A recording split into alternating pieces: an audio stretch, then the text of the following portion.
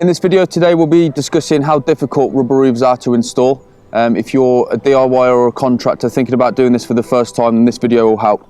When you get your order, there'll be four main components. You'll have the rubber itself, the adhesives, tapes for any detail work if they are needed. These protect any cuts or weak points, and finally the trims for around the perimeter. There are more components to a rubber roof. If you've got pipes or skylights or other detailing work that you've got to do, they will be covered on other videos.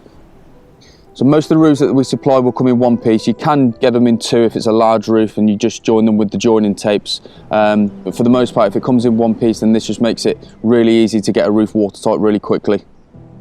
So for a DIY who's getting their shed or their garden room watertight, or a contractor who's getting a client's extension done, the principle is pretty much the same. So first of all, what we need to do is get the rubber into position. So we need to make sure that the rubber is going over each side and we've got the correct overhang before we start gluing.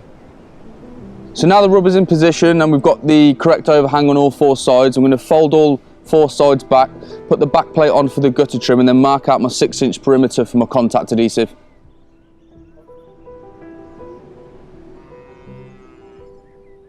So next we're going to be gluing the membrane down. We're going to be using the water base for the main deck and the contact for the perimeter.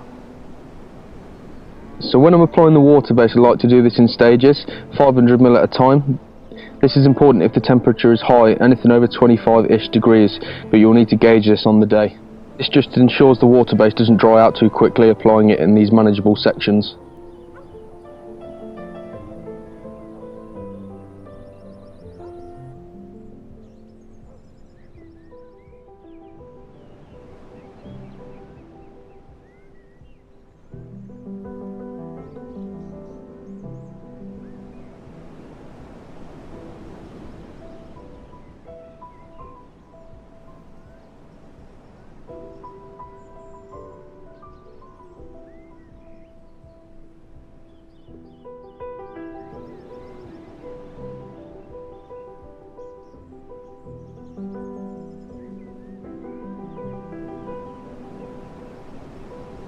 So we've just glued the membrane down, so what we'd normally do now is go on to the next step, which would be our detail flashings.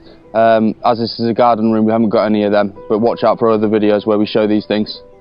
So now what we're going to do is put our finishing trims on, so we'll put our curb edges on these three sides and the gutter trim on the back.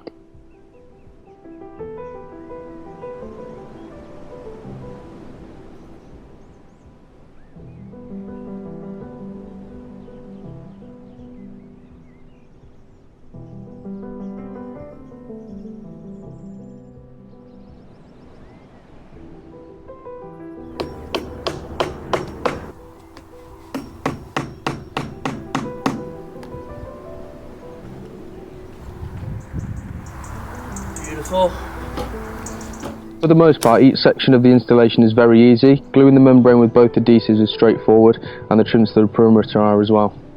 So the more difficult areas would be getting the membrane itself onto the roof if it's heavy, also making sure the membrane is rolled up nice and tight.